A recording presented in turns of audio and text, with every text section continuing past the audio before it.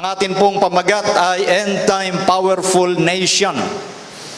Ano ba itong makapangyarihang bansa sa huling kapanahunan?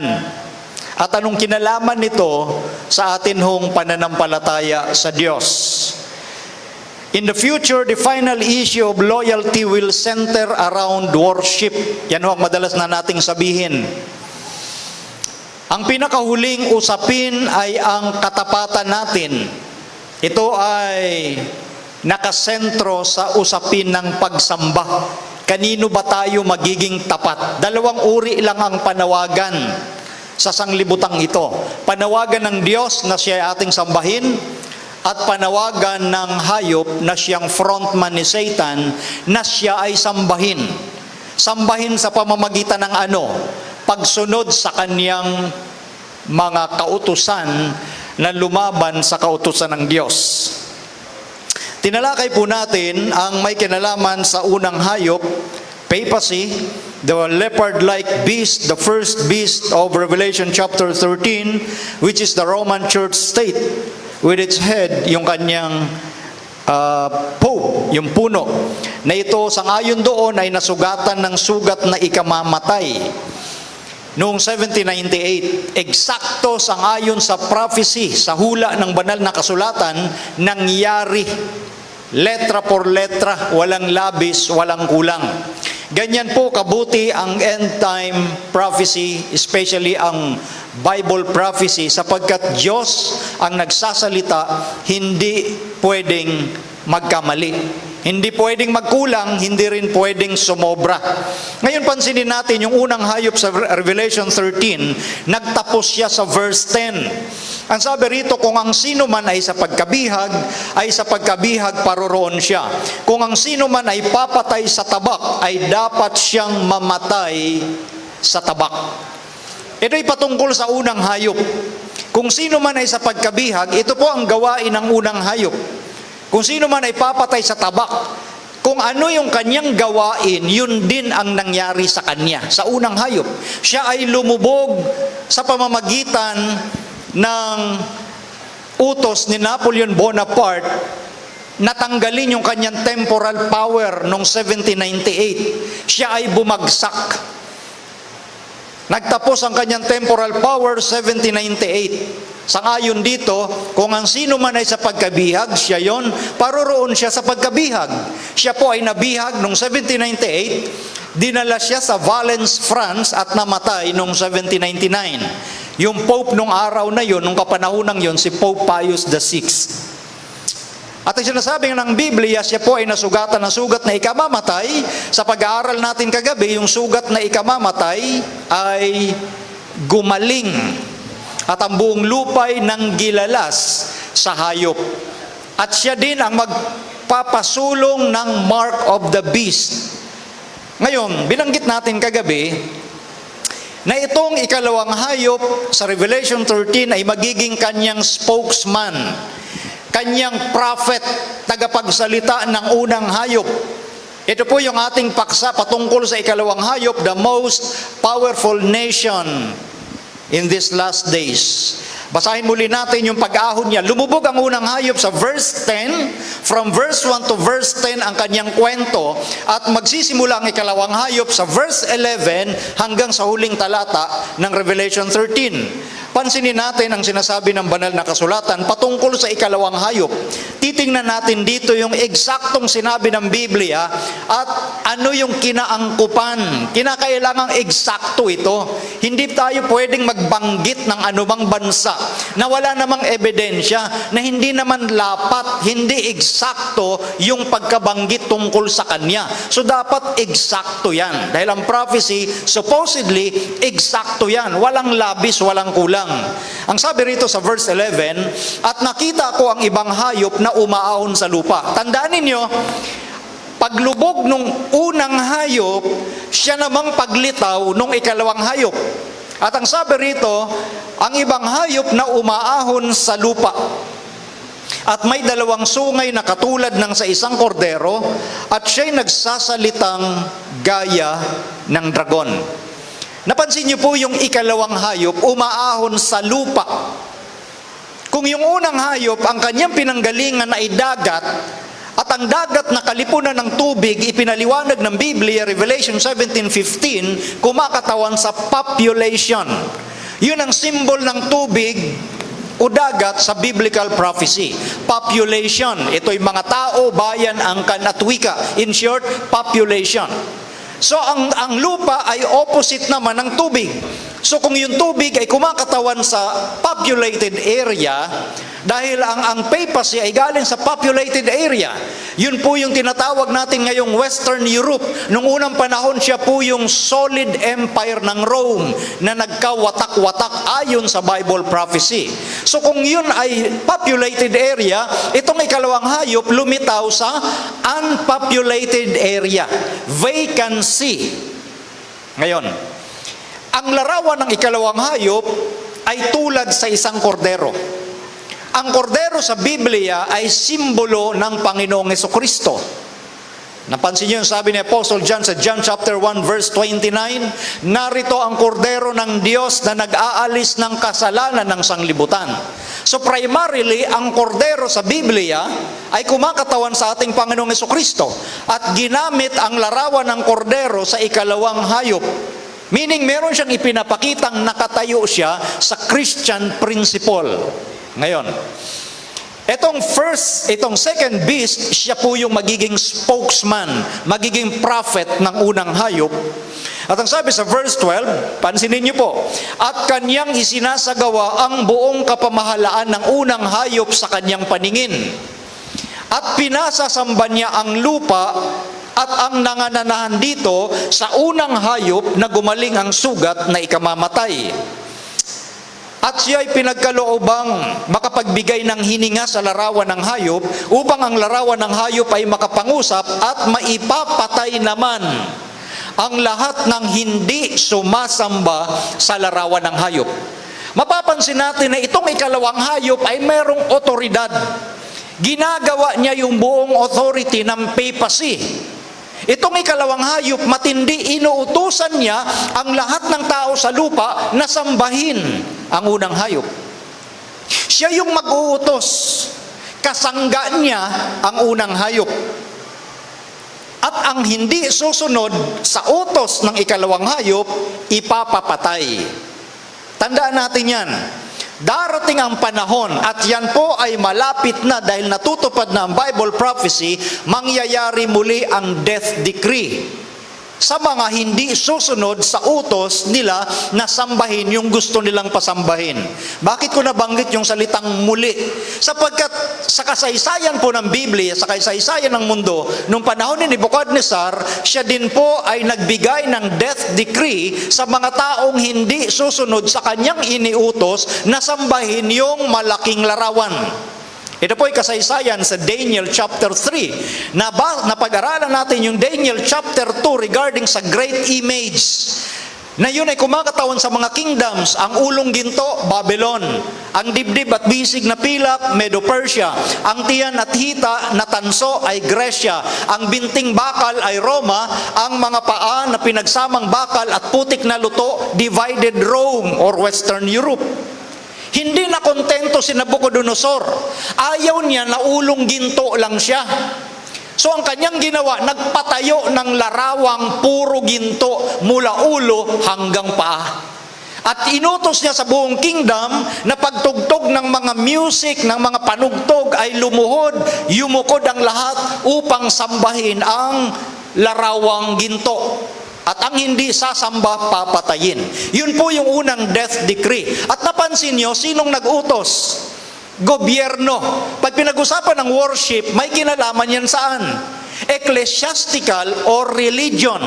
So sa panahon ni Nebuchadnezzar, magkasama ang prinsipyo ng church and state. At kapag nagsama ang church and state, nanganganib ang buhay ng mga taong gustong sambahin yung gusto nilang sambahin. Pwepwersahin yung pagsamba. Pwepwersahin kang sambahin yung ayaw mong sambahin. Yan ang problema kapag nagsama ang church and state. Religio-political is abnormal combination dahil maraming napapahamak ng mga tao pagdating sa bagay na yan. So mauulit-uli ang death decree. So sino yon? Kung nung una ay Babylon, itong sa huling panahon, titingnan natin yung 5 considerations. Iko-consider natin ito para maintindihan natin at tayo'y maging kontento na kapag tinukoy natin yung bansang yan, sa kanya angkop yung mga katangiang sinasabi ng Biblia. Una, where this power arises. Saan ba lumitaw? Meaning, ang tinutukoy, dako o lugar.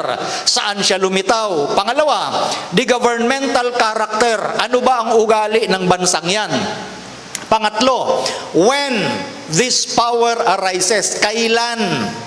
Pangapat, how this power arises. Papaano? Ikalima, kinakailangan meron siyang global influence. Kasi sabi sa Biblia, uutusan niya ang buong lupa. Paano mo uutusan ang buong lupa kung wala kang global influence? So there must be a global influence. Balikan natin yung mga geography nung unang panahon. Ang Babylon at Medo-Persia, diyan po sa bahaging civilized part yan ng Asia.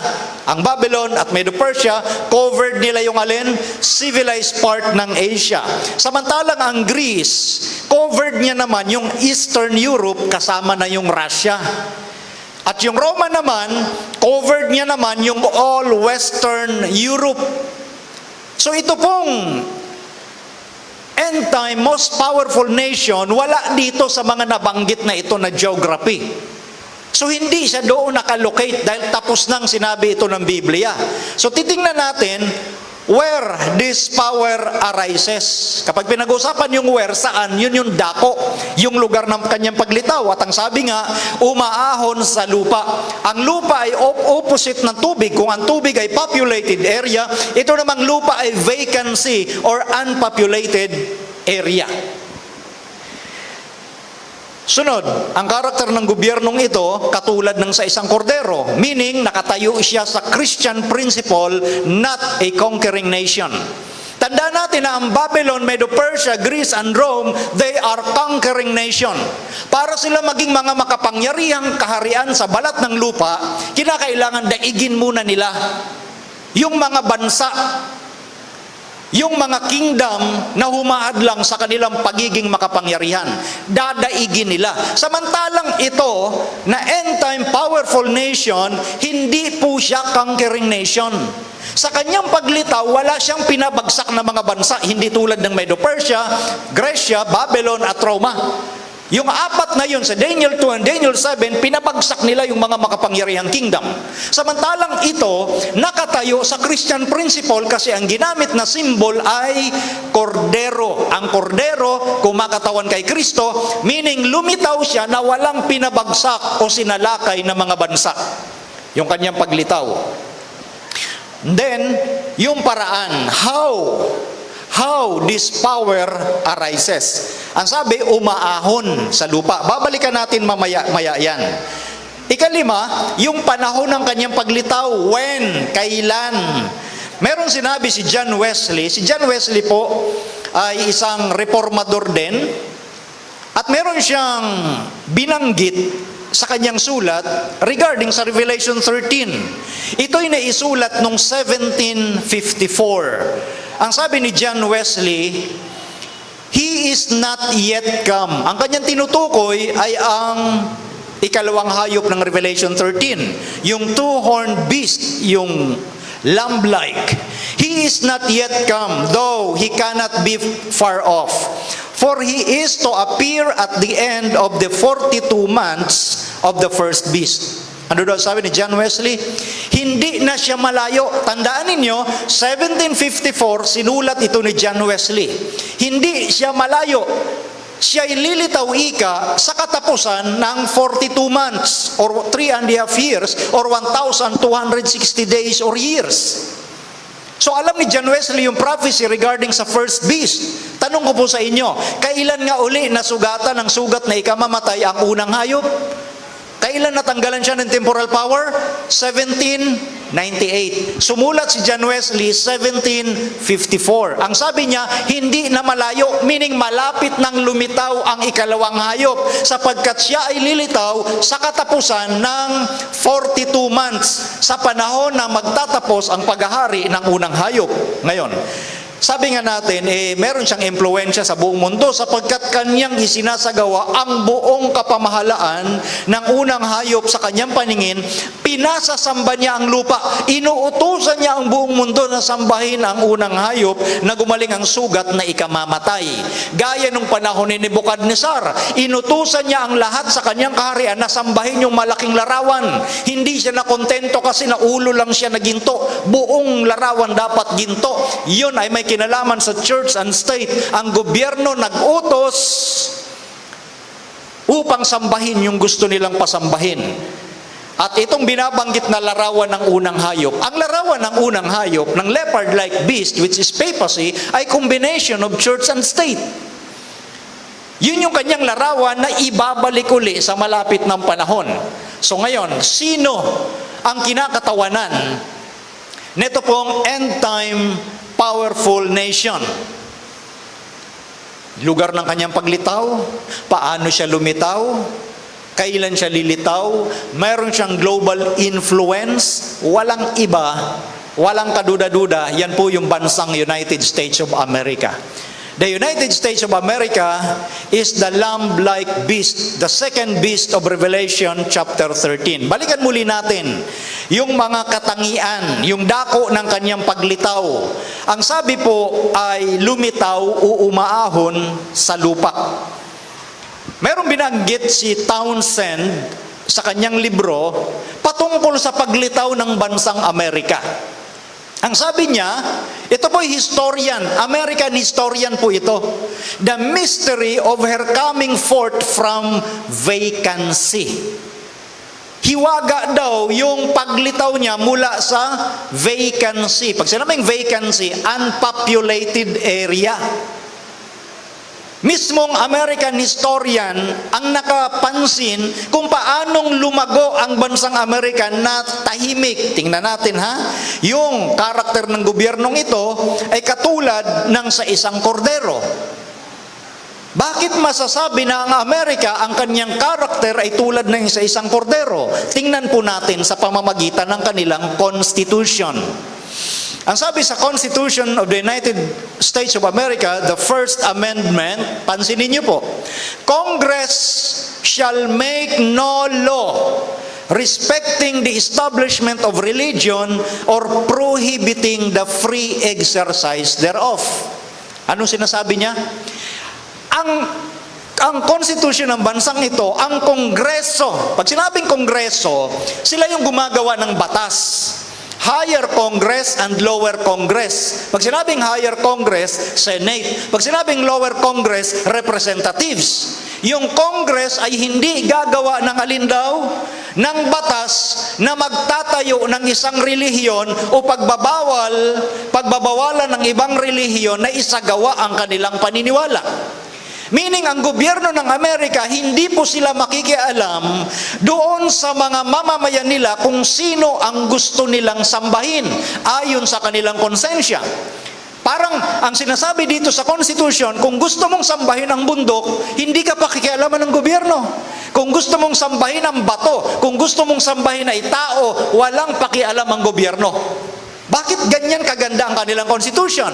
Ang kanila pong constitution ay civil liberty and religious liberty. Pag sinabing civil liberty, meron silang kalayaan mula sa hari. Pag sinabing hari, nagdidikta. Wala silang king, freedom from a king, at meron silang religious liberty, freedom from a pope. Walang pope na magdidikta, walang hari na magdidikta. Bakit po ganun yung kanilang constitution? Dahil alam nila kung ano yung nangyari sa Western Europe. Dahil sa abnormal combination ng church and state, maraming mga tao ang napahamak. Maraming mga tao ang napilitang sumunod sa kagustuhan ng Pope. At dyan sa bansang Amerika, ayaw nilang mangyari yan. Sa kaagahan ng Amerika, gumawa agad sila ng kanilang constitution that Congress shall make no law respecting the establishment of religion or prohibiting the free exercise thereof. Sa bansang Amerika, sa kanyang paglitaw, malaya kang sambahin kung sino man ang iyong gustong sambahin. Napakaganda po ng kanilang constitution. Nakatayo sa Christian principle. Iginagawa Ginagalang nila ang karapatan ng kanilang mga mamamayan. Pag iginalang mo at nirespeto yung karapatan ng kapwa mo tao, ikay nakatayo sa Christian principle. Kaya nga ginamit sa kanyang symbol ay isang kordero. Pansinin niyo po yung the Declaration of Independence ng bansang Amerika. Ang sabi nila, "We hold these truths to be self-evident, that all men are created equal, that they are endowed by their Creator with certain unalienable rights, that among these are life, liberty, and the pursuit of happiness." Napansin niyo po yung kanilang respeto. Naniniwala sila sa Diyos na tayong lahat nilikha na pantay-pantay. At lahat tayo may karapatan na hangarin ang buhay, kalayaan, at kaligayahan. Ganon kaganda yung kanilang principle, nakatatag sa Christian principle. Kaya pag pinag-usapan ang karakter ng lamb-like beasts, nakatayo siya sa Christian principle. Pansinin natin yung mga founding fathers ng United States of America. Yung first constitutional conventions nila ay isinagawa noong May 25, 1787. Yung kanilang Declaration of Independence ay noong July 4, 1776. Ito po yung kapanahunan ng kabataan ng Amerika. Yung pagtatatag ng kanilang konstitusyon, 1787. Kailan nga uli nagtapos yung kapangyarihan ng first beast? 1798. Ang sabi ni John Wesley, sa panahon ng paglubog ng unang hayop, diyan naman lilitaw yung ikalawang hayop. Malapit na siyang lumitaw. At eto na nga, sa panahong ito, nagdidikit yung mga kasaysayan. Tuloy pa natin. Ang sabi ni George Washington noong 1789, siya po yung unang presidente ng bansang Amerika. Ang sabi po niya, "Every man conducting himself as a good citizen and being accountable to God alone for his religious opinions ought to be protected in worshiping the deity according to the dictates of his own good conscience." Nakita po ninyo yung kabutihan ng mga founding fathers ng Amerika. Ang bawat tao, may pananagutan lamang sa Diyos sa kanyang paniniwalang pangrelihiyon. Dapat protektahan ang mga taong ito na sambahin yung Diyos na kanilang sinasamba ayon sa idinidikta ng kanilang mga konsensya. So may kalayaan silang sambahin yung gusto nilang sambahin. Walang hari na magdidikta, walang papa na mag-uutos sa kanila. Kaya napakaganda sa kanyang paglitaw, napakaganda ng ugali ng bansang Amerika. Kaya ginamit yung symbol na lamb-like o katulad ng sa isang kordero. At pansinin ninyo yung paraan, paano siya lumitaw? Ang sabi nga, umaahon. Yung salita pong umaahon, akala lang natin na para bagang umahon. Ang dali lang yung iintindihin nun, umahon eh. Parang ganun lang, umahon. Pero sa Greek po, ang umaahon na ito, merong ipinaparating na isang isipan. Ang Gregong salita na ginamit na naisaling umaahon ay anabainon. Pag sinabing anabainon, ang isipan nito mga kaibigan, mga kapatid, ay parang isang halaman na tahimik na tumutubo. Yan ang description ng bansang Amerika. Hindi iskandaloso ang paglitaw ng Amerika katulad ng Babylonia, Medo-Persia, Greece, and Rome na maraming pinatay. Kaya sila naging makapangyarihang kingdoms. Whereas ang Amerika, wala po yung pinahirapang anumang bansa. Kaya sila'y parang halaman, umaahon. Nandyan yung isipan na wala silang sinagasaan. Para silang halaman na hindi mo napansin mula sa kanyang butil na tumutubo at lumalaki.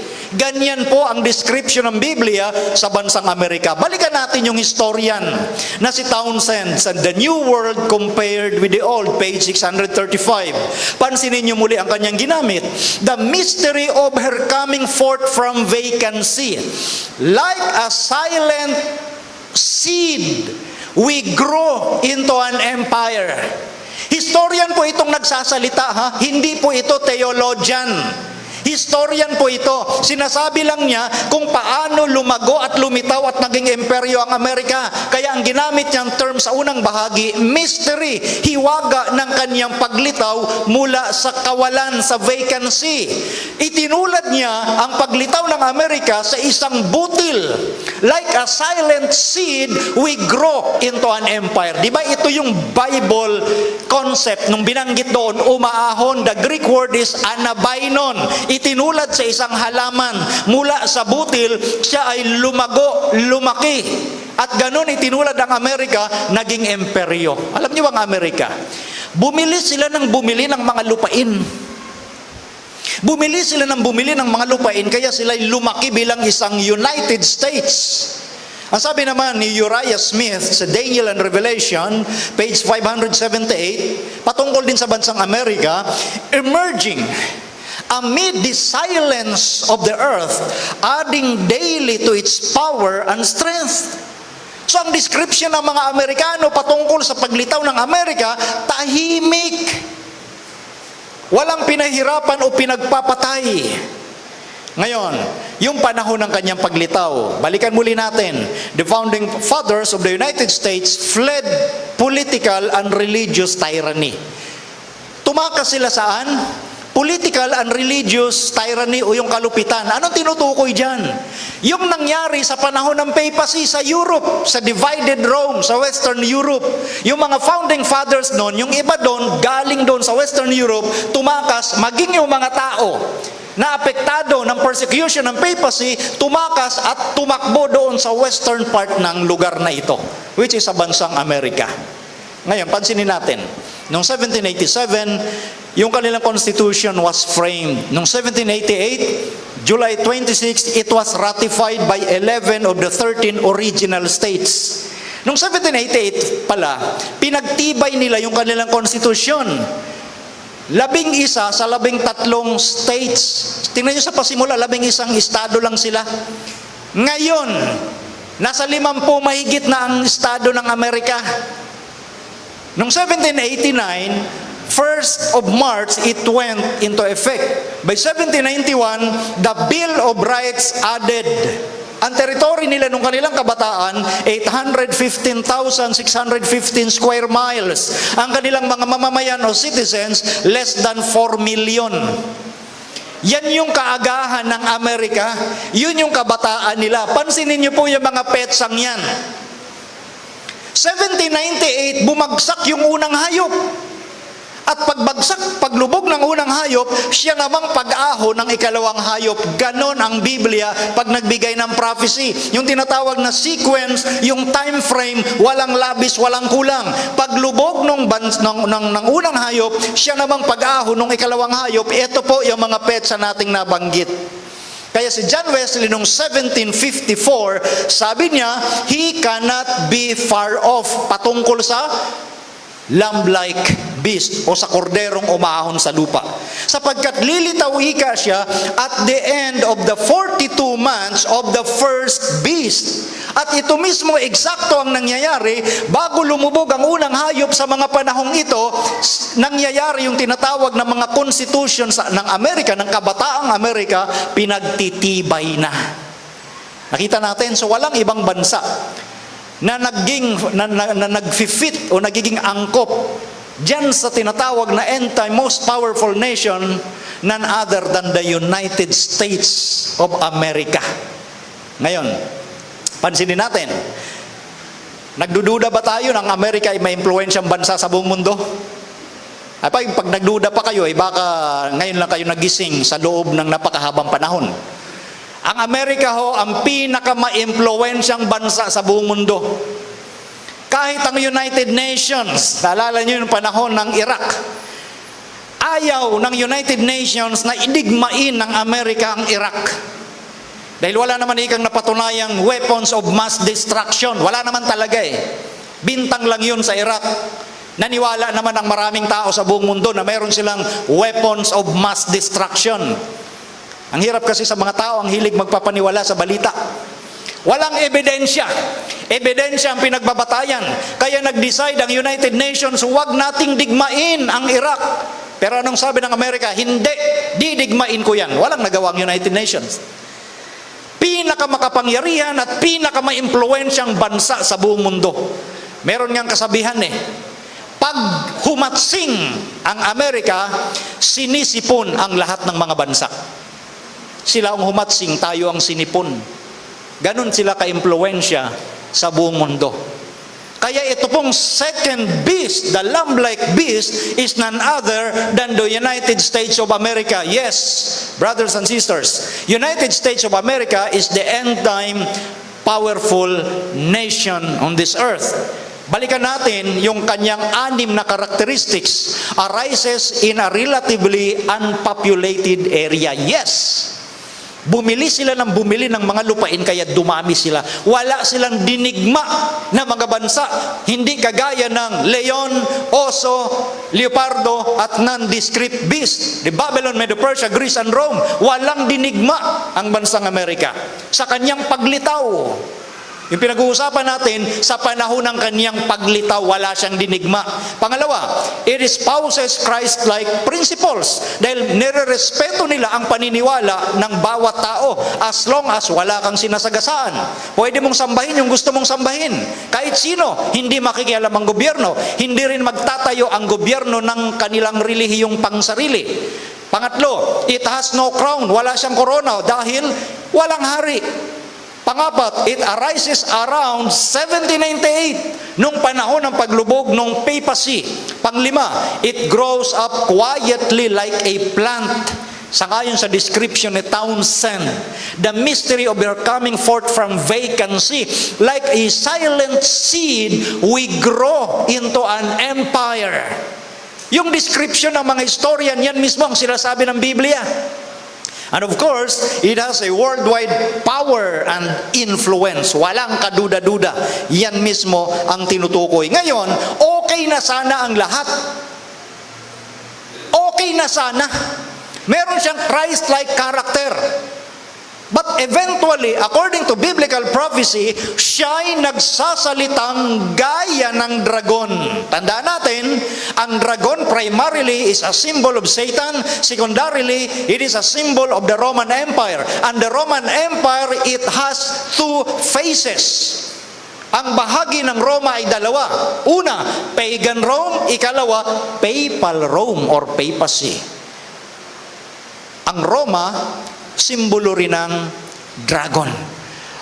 Etong end-time powerful nation nagsasalita ring gaya ng dragon. Sa kanyang paglitaw, okay na siya, sana. Itinulad siya sa isang kordero. Paano ba magsalita ang dragon? Mawawala ang iyong kalayaan. Napansin niyo sa mga talata? Pinasasamba niya ang lupa. Naging katulad siya ni Nebuchadnezzar. Uutusan niya ang buong mundo. At sino lang ang may kakayanang mag-utos sa buong mundo? Ang gobyerno. Ang gobyerno ang may kakayanan. Siya ay nagsasalitang tulad sa dragon. Niyuyurakan na niya ang konsensya, ang karapatan ng mga tao sa buong mundo. How does a nation speak? Paano ba magsalita ang isang bansa? Sa pamamagitan po ng kanyang mga batas at legislation. Diyan mo makikilala ang characteristics ng isang bansa. Sa kanilang paglitaw, okay na sana. Ang ganda ng kanilang constitution. Pero bandang huli, sila'y magsasalita ring tulad sa dragon. Paano ba magsalita ang dragon? Pansinin niyo po ang ginamit ng dragon, the papal Rome. The syllabus of Pope Pius IX noong December 1864. Ang sabi nito, the Church has the right to require that the Catholic religion shall be the religion of the state to the exclusion of all others. Ganyan no magsalita ang dragon. Sila lang dapat ika yung relihiyon ng gobyerno. Ang iba, baliwala yan. Excluded. Nakita niyo mga kapatid yung kanilang pagiging arrogante. Walang karapatan ng iba, sila lamang dapat. Syllabus ito ni Pope Pius IX. At ito mga kapatid, sistema ang pinag-uusapan natin. Hindi po iba-iba yung patakaran ng kahit sino mang papang umupo. Iisa ang kanilang patakaran. Sila lang dapat. Dahil sa paniniwala nila, sila ang pinagkatiwalaan ng Diyos na mga siwa sa lupa. Naalala nyo yung encyclical letter ni Pope Leo XIII? We hold upon this earth the place of God Almighty. Hawak namin ang lugar ng Diyos dito sa lupa. Ganyan magsalita ang dragon. Yuyurakan nila ang karapatan ng iba. Gusto nila sila lamang ang masunod. Ito uli ang sinabi ni Pope Leo XIII, papal encyclical. Pag sinabing encyclical, ito yung tinatawag na patakaran nila na dapat sundin ng kanyang mga nasasakupan. Anong sabi ni Pope Leo XIII? All Catholics should exert their power to cause the constitution of states to be modeled after the principles of the Catholic Church. Ang lahat daw ng mga Katoliko ay gawin nila ang kanilang kapangyarihan para ang konstitusyon ng gobyerno ay maitulad sa prinsipyo ng Roman Catholic. Yan ang ginagawa nila sa mga gobyerno. Kaya nga noon sa Western Europe, yung mga hari noon lumuluhod sa Pope. Pag hindi sila sumunod sa Pope, matatanggal sila sa kanilang pwesto. Noon sa Western Europe. Ngayon ganun pa rin naman sila pakialamero sila sa gobyerno. This is the irony. Meron tayong separation of church and state supposedly, pero sila'y mahilig makialam sa gobyerno. Dahil yan po ang kanilang sistema. Gusto nila na ang patakaran ng gobyerno maimodelo sa gusto ng Roman Catholic Church. This is encyclical letter. Hindi po ito ordinaryong sulat. Ito po yung patakaran na ipinapatupad nila. Kaya ang panawagan noon ni Pope Leo XIII, lahat ng Katoliko, gawin nila ang lahat ng kapangyarihan para ang konstitusyon ng gobyerno ay maitulad sa prinsipyo ng Roman Catholic. Ganito magsalita ang dragon. Wala kang kalayaan. Ngayon, nung bumagsak ang unang hayop at lumitaw nga ang ikalawang hayop, wala pong tinatawag na ambassador ang United States sa Vatican. Wala. Ito po yung kasaysayan. Noong October 20, 1951, President Truman nominated Mark W. Clark, a U.S. Army General and World War II hero, to be emissary to the Holy See. Clark later withdrew his nomination on January 13, 1952 following protests from U.S. Senator Tom Connally from Texas and Protestant groups. Si President Truman, sa madaling salita, nagtangka na magkaroon ng ambassador ang Amerika sa Holy See, sa Vatican. Hindi nangyari yon. 1951 yan Hindi nangyari. Bakit? Nagprotesta sino? Yung senador ng US Senator Tom Connally kasama ang mga Protestant group sa Amerika. Ayaw nila na magkaroon ng ambassador ang Amerika sa Vatican. Dahil alam po kasi nila ang nangyari sa Western Europe. Hindi dapat dumidikit ang gobyerno sa Vatican. At yan po'y nakalagay mismo sa konstitusyon nila na hindi pwedeng makipag-ugnayan ang gobyerno nila sa anumang relihiyon, hayagan man o lihim. Yan po ang nakalagay sa kanilang konstitusyon, hayagan man or lihim. Hindi pwedeng makipag-ugnayan ang mga leaders, political leaders ng Amerika sa sinumang religious entity. Yan ay dati. Dati matibay sila sa kanilang konstitusyon. Pero anong nangyari? The United States was slow to establish full diplomatic relations with the re-establishment or re-established Holy See, partly due to the prevalence of anti-Catholicism in the United States. Hindi talaga sila nagtatagumpay dahil ang bansang Amerika, Protestant nation.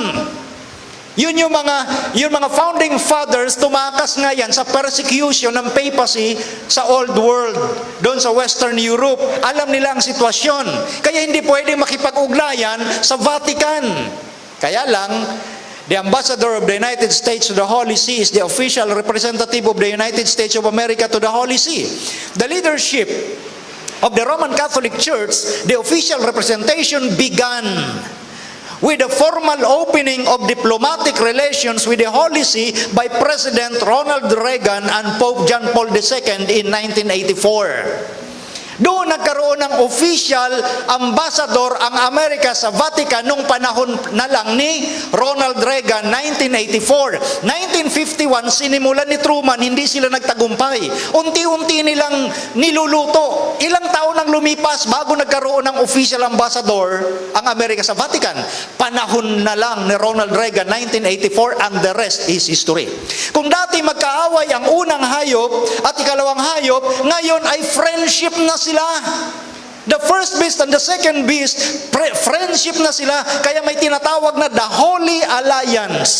Ito po yung kapanahunan pa ni President Ronald Reagan and Pope John Paul II nung pabagsakin nila ang communism. At itinuring na kumbaga hero itong si Pope John Paul II. Ganon katindi na kung dati ay magkahiwalay ang Protestant nations at ang Vatican, pero sabi ng Biblia, ang ikalawang hayop magiging spokesperson ng first beast. Siya ay magiging tagapagsalita ng unang hayop. Pansinin niyo ang tagumpay. Nung pagsama ang dalawang yan, the deadly wound is healing before our eyes. Man of the Year ng Time Magazine at yung dating mga malulupit na leader like Fidel Castro ng Cuba ay napaamo ni Pope John Paul II. At maging ng panahon ni Pope Francis, ang Islam o sino pa mang mga bansa na kanilang pinaamo ay nagkakaroon sila ng tagumpay. Kung dati-rati ay hindi pwedeng makipag-ugnayan ang mga leader ng Amerika, mga political leaders, ngayon ay hayagan na silang nakakapasok sa bansang Amerika ang Papa mismo sa Roma. Ganyan katindi mga kapatid, pansin ninyo yung mga larawang yan. Can you imagine? Ang presidente mismo ng Amerika ang sumasalubong sa airport pag dumalaw doon ang Papa. Samantalang walang sinasalubong ang presidente ng Amerika kung sino-sino lang pumunta dyan ng mga leader ng ibang bansa. Pero pag Pope sa Rome, sasalubungin niya talaga yan. Ang sabi ng The Great Controversy, page 588, the Protestants of the United States will be foremost in stretching their hand across the gulf to grasp the hand of spiritualism.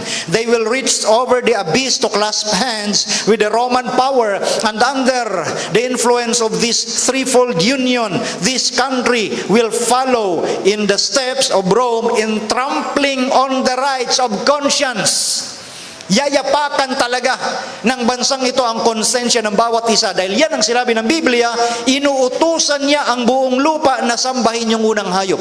Kung dati-rati ay hiwalay ang unang hayop at ikalawang hayop, sumusubok ang ikalawang hayop sa pamamagitan ng kanyang mga ambassadors na magkaroon sila ng ambassador sa Vatican, hindi nagtagumpay, pero nagawa rin nila ito. At ngayon naging tahimik na ang Protestant nations. Wala nang rally. Hindi na nila masyadong pinapansin ang kanilang konstitusyon na nakalagay doon, hindi dapat makipag-ugnayan ang mga political leaders ng Amerika sa sino mang religious entity. Ngayon ay para na silang mga bulag, as long as magkasundo na tayo, kahit yung kanilang konstitusyon, hayagan na nagbabawal, ngayon ay pwede na. And in fact, nabanggit ko sa inyo nung isang gabi, na yung Pope mismo sa kasalukuyan ay inimbitahan na magsalita sa Joint Congress ng Amerika. Ang Pope din ay inimbitahan na mag-lecture on economics sa United Nations. Ganon katindi, mga kaibigan, mga kapatid, ang sitwasyon ng end-time powerful nation na nagkapit kamay diyan sa unang hayop. Kaya mapapansin niyo po rito ang larawan ng dating presidente na si Bush Jr. Ang sabi rito, the best way, ito ay nakalagay sa www.catholic.net, the best way to honor Pope John Paul II, truly one of the great men, is to take his teaching seriously, is to listen to his words and put his words and teachings into action here in America. This is a challenge we must accept. Can you imagine yung katuruan ng Pope kailangang ipatupad saan? Sa Amerika. Ito ang hamon na dapat nating tanggapin. Ganito na magkaibigan ang dalawang hayop. Ang makapangyarihang bansa sa huling panahon ay magkaagapay ng unang hayop na frontman, the beast, the antichrist, the man of perdition, the man of sin, magkasangga ng end-time powerful nation. Ito yung mga dating larawan pa ng mga presidente ng Amerika na talagang matindi ang kanilang paghanga, paggalang sa Pope of Rome.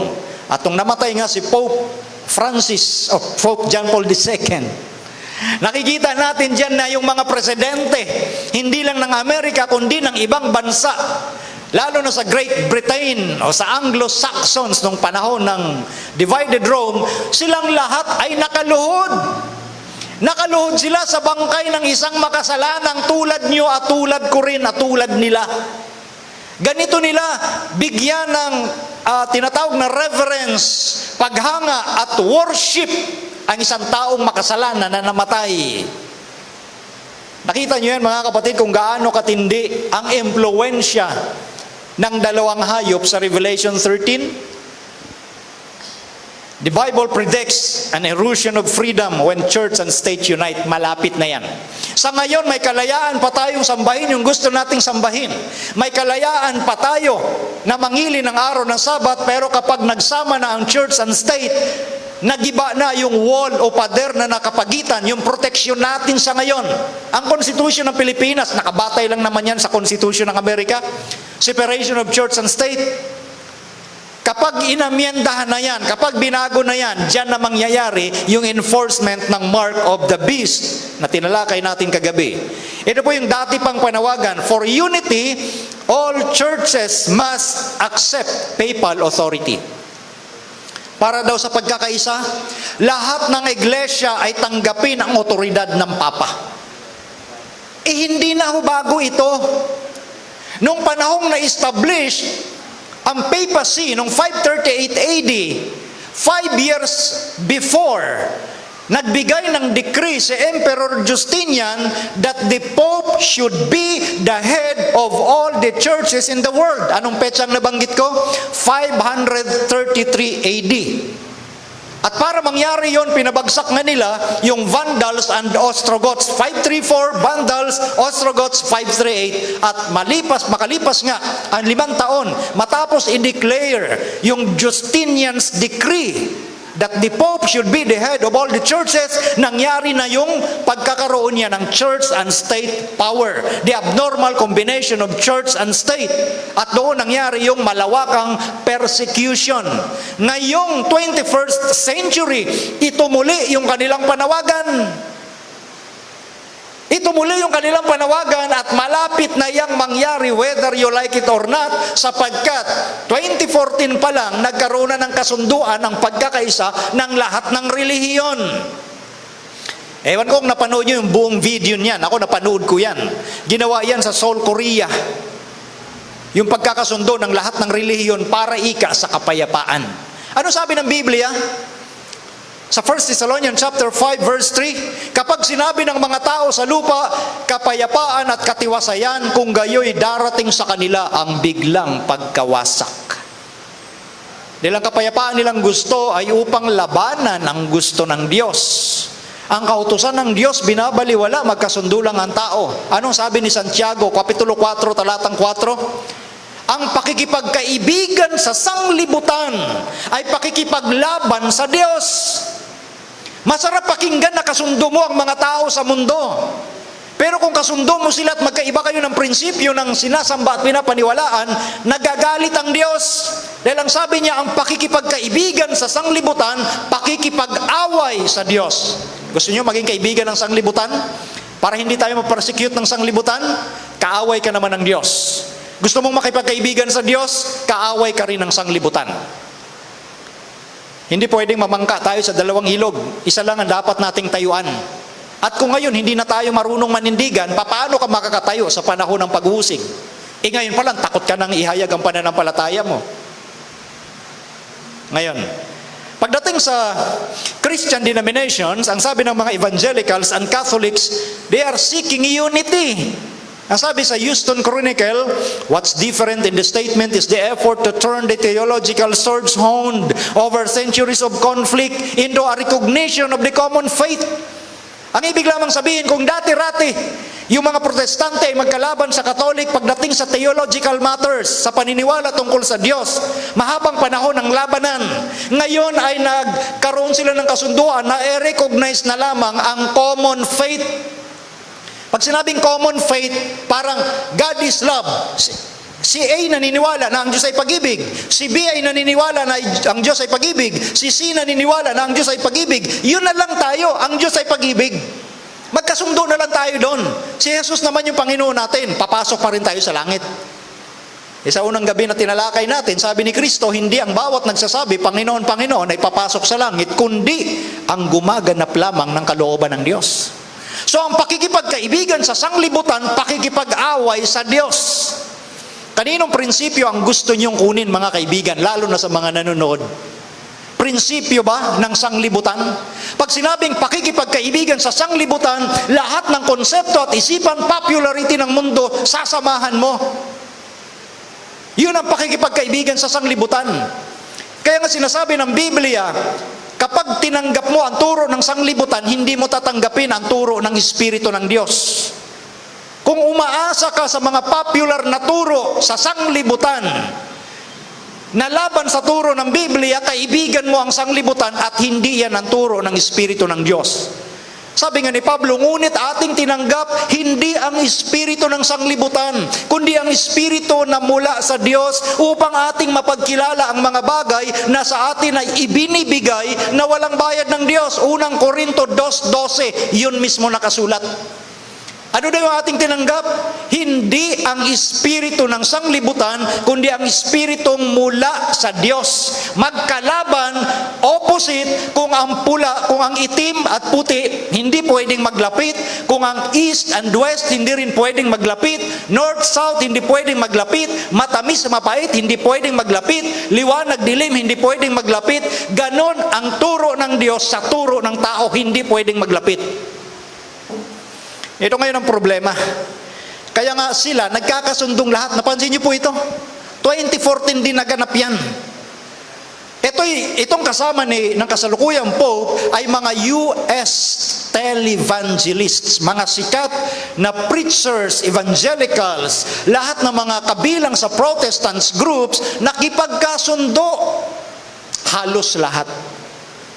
Hindi pa naman lahat. At tinitiyak ko, hindi kasama dyan ang Seventh-day Adventists. Ito na ngayon ang nagaganap. At ngayon may sinabi ang dati na Chief Justice ng bansang Amerika na si William Rehnquist. Pansinin niyo po ang kanyang sinabi. The wall of separation between church and state is a metaphor based on bad history. Ano daw? Yung pader ng separation ng church and state ay metaphor, parang bagang figure of speech lang, na nakabatay sa masamang kasaysayan. Anong tinutukoy niya masamang kasaysayan? Yung naganap sa Western Europe, yung persecution ng papacy, yung pagdidikta ng mga hari sa Europe kung sino ang dapat mong sambahin.